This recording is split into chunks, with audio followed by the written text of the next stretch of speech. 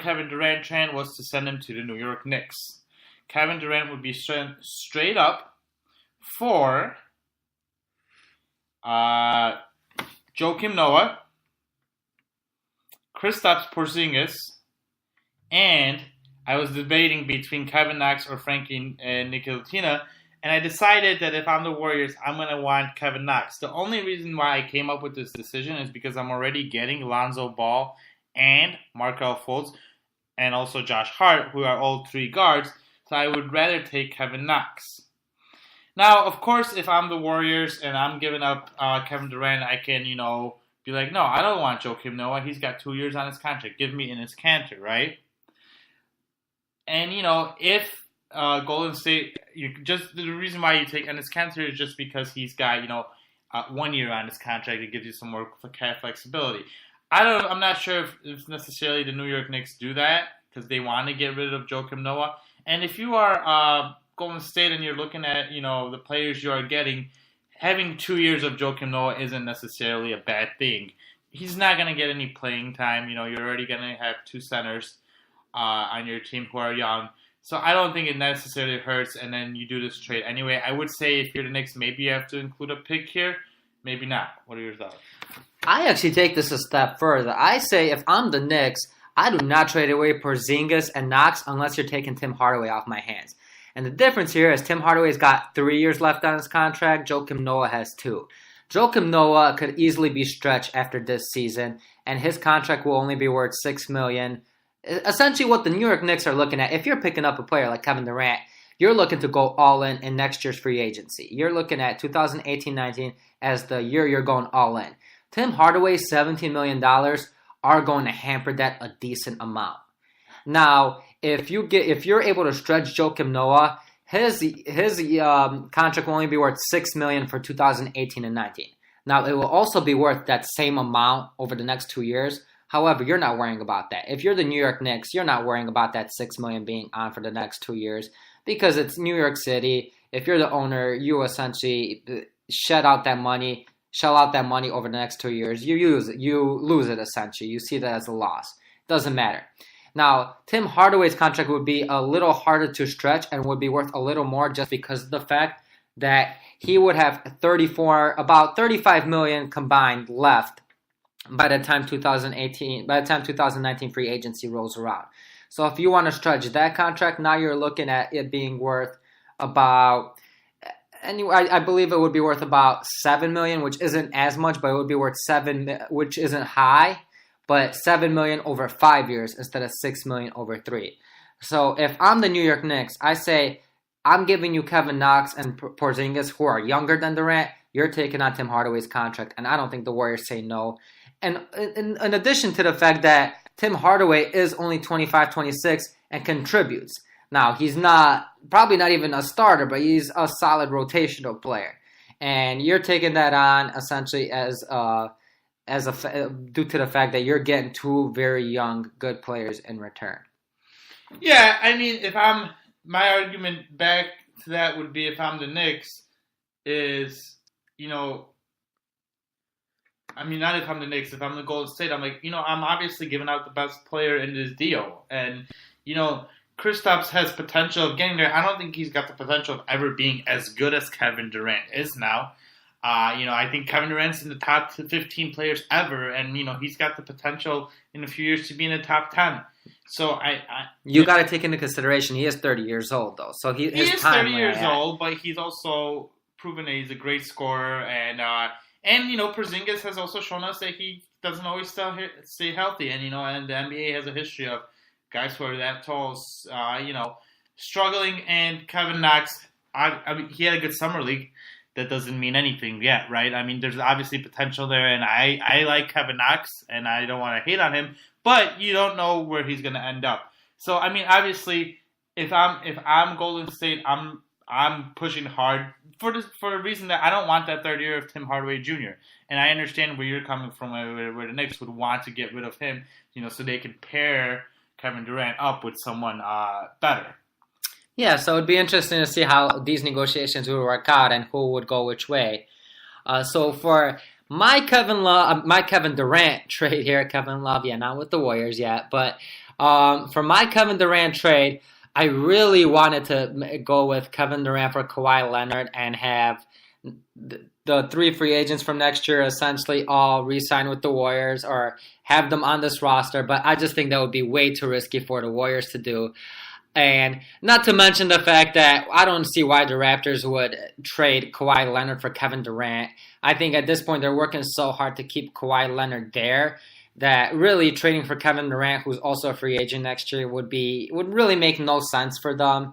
He would have no incentive to stay. At least with Kawhi Leonard, you're building something up now.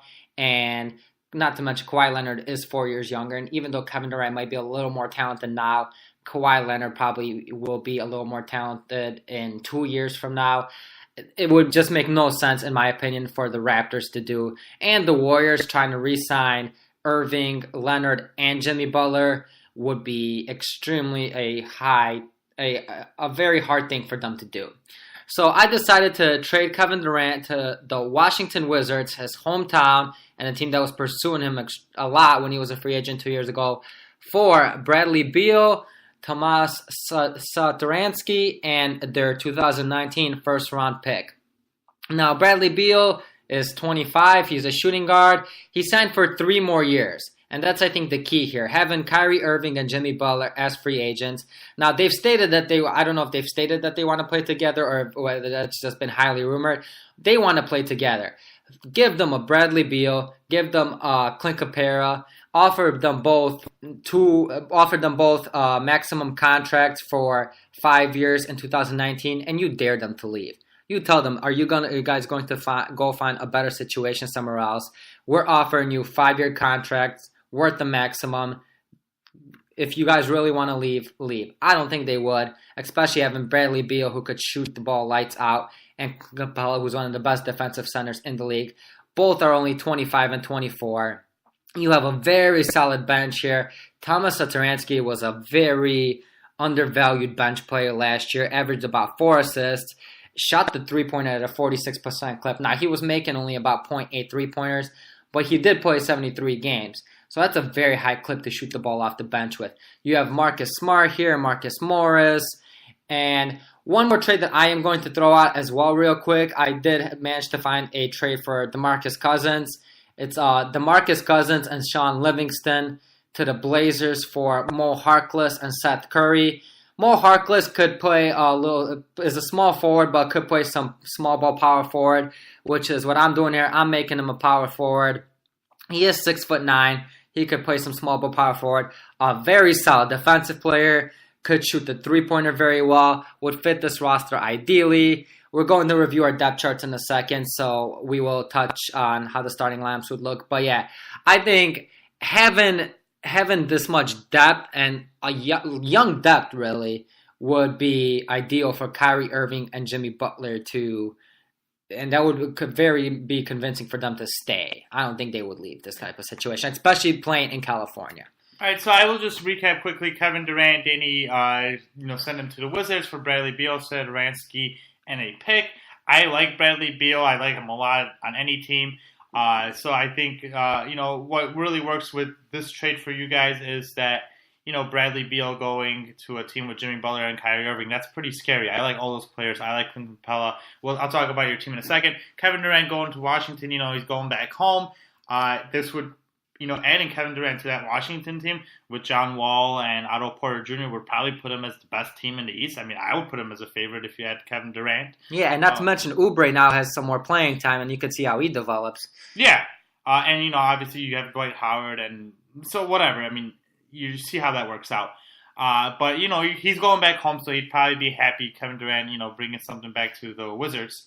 So what I like about your team, maybe we'll do this? I'll just talk about my depth chart. Yeah. Then you'll talk about yours, and we'll quickly go over what we like about the teams. So my depth chart's the way I have it, and this is obviously debatable. I would have Ball as my starting point guard, Hart as a shooting guard, Ingram as a small forward, Siakam as my 4, Kristaps as small ball 5, being backed up by Saric, Knox, Anunoby, Zaire Smith, Markelle Fultz, Jordan Bell, Kevin Looney, and Quinn Cook. All those guys would still have a team. Obviously, we would have Bayless, Noah, and Bayless Noah, Valanciunas, and Deng. Luol Deng. Some of those players would probably have to be waived. You could maybe see if you can try to trade away Valanciunas, just because you don't want to give up roster spots for these younger guys that you have. But those are contracts that you don't really care about. You're not in win now. You're in the mode where you're trying to develop players. You just still have Iguodala on this team because I wasn't able to find a place for him. So you would have some issues with where all these players being put on a team with roster spots, but you would do your best to figure it out. Yeah, I think especially Iguodala and Valanciunas, they could be traded if anything for an expiring contract and a second round pick. There will be teams willing to take on, especially Iguodala, probably Valanciunas as well. You probably want to take a second round pick just because you don't want to take another player for a contract spot. Exactly, yeah. And I mean, you could easily waive. Yeah. Bayless is easily waivable. He's got 1 more year left on his contract. Again, and like I said before, with Noah and Deng, both of them have 2 years left on their contract. But none of these players that you just stated, besides Porzingis, are up for their rookie extensions until those 2 contracts would have expired. So that would not be a problem at all. It would actually work out quite perfect for this roster. It's a fantastic roster, obviously. They'd be very well set up for the future.